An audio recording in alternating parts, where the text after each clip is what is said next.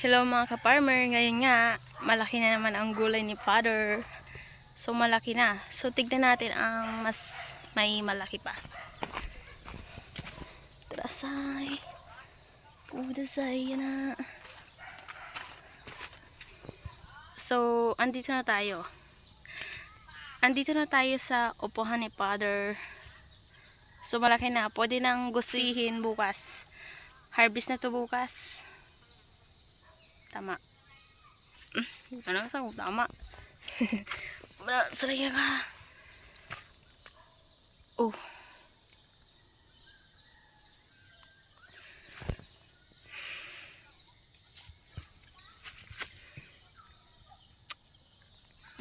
Malaki na. Harvest na bukas. So, ayan. Napalapit pa. So, ang iba, samong-samo na ata ang gulay digdi. Opo, kalabasa. Tapos may mais pa, diba? Ito, mas malaki to.